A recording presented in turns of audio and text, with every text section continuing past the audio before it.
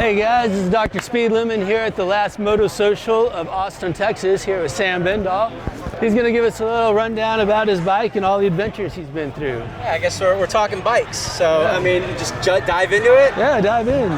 2014 Triumph Tiger 800 XC. I bought it off of a cop in Simi Valley, California. It had about 1,000 miles on it. When I bought it, he was like, you know, me and my boys do dual sport riding, but like, it's too heavy, it's a pain in the ass, so he sold it, and I picked it up. I had some experience on the 800 XC when I worked for Triumph in Georgia. Knew that bike pretty intimately, so I knew what I was kind of getting into. In terms of where it's been and what it's done, it has covered a lot of California, all of the Sierra Nevadas, all the mountain passes, Death Valley, Tea Kettle Junction, Hunter Mountain Pass, Saline Mountain Pass, Saline Mountain Road. I've done Cerro Gordo on it, which is Highway super 1? Technical. All of Highway 1, multiple times. Nice. The thing that was great is that, you know, when I got it, I was a motorcycle instructor. So I was teaching the MTC course, and I was teaching all up and down California for a handful of years. So I was like, you know what, it'd be great to be, if I'm going to go up to the Bay Area, let's do it on a motorcycle, stay with a couple buddies. Sure. And it turned into its own little thing, and so it did all that. It's done the Lost Coast with ADV Pulse, did a editorial and a story with Rob Dabney and Kenneth Morris, nice. Where I was the embedded photographer for it. It's done the Humboldt Forest, it's gone up to Oregon, what else? It's been Lake Tahoe, part of Nevada,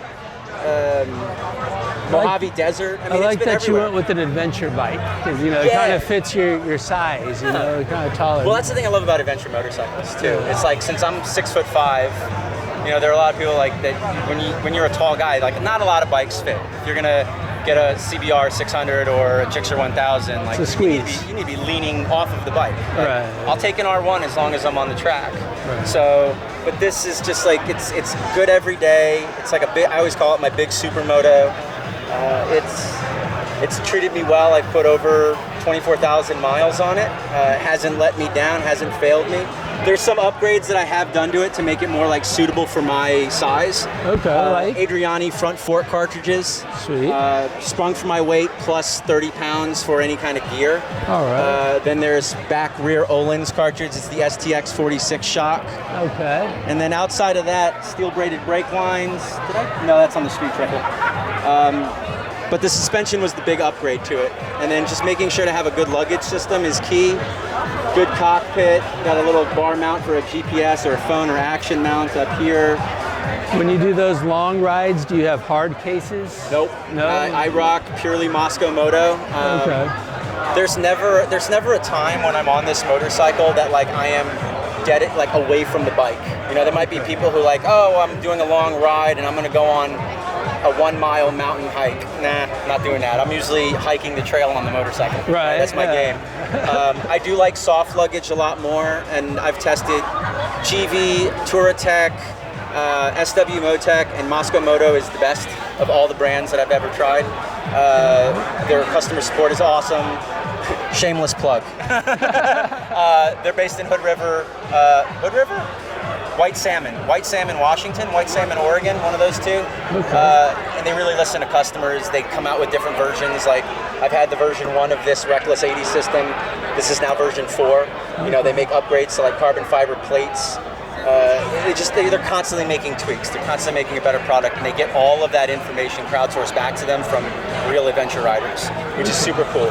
So I like the soft luggage mainly because, one, I know how to pack it. I know where everything goes. But if I'm off-road and I take a fall, hard case is going to break my leg. That's a good point. Super soft, right? It's a little bit easier to deal with. So, and then if it... Speaking of which, have you ever dropped it? Yeah.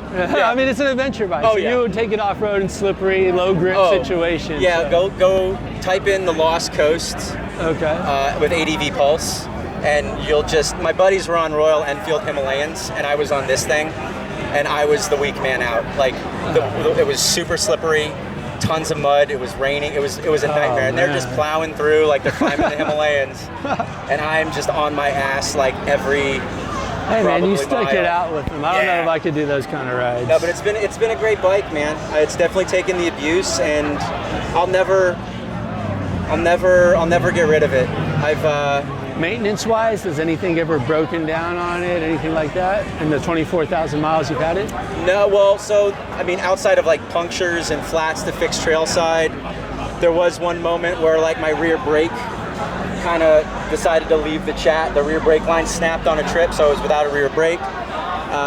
The stepper motor that is inside of the, I think I'm not a mechanic, but I think it's part of the throttle cable assembly. There's a little thing in it. It's the stepper motor.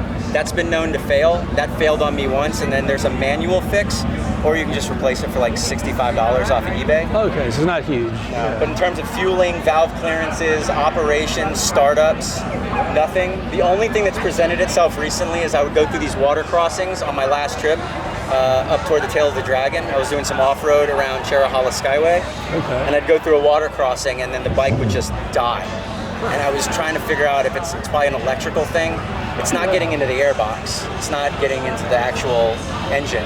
Right. So there's something happening, but it starts up. I rode it to work today, rode it home. It's going to be fine. It was just that one little thing. But outside of that, it's been a absolutely killer bike. And you know, if you see one online, you should buy one and offer them like $500 more. Let's raise the value. No, but this will live and die with me. I make the joke that either it's going to kill me, either it's going to grenade itself. And if it grenades itself, I'm going to lay it on its side, I'm going to douse it in gasoline, I'm going to light it on fire, and I'm going to dance around naked. Well, hopefully it's the latter. 'Cause we don't want you to go anywhere. But there's stories of guys getting 100,000 miles off of these bikes. Yeah, if So- you take care of any bike, really, you can get a good mileage. So- Well, awesome, man. I like it. Any other questions about it, or No, I think we went over everything. It was a good interview. gave you the full family history of this damn thing? Thanks, I Sam. love my Tiger. It's a great bike. We appreciate you doing this for the channel, man. Pleasure. Thank Pleasure, you. buddy.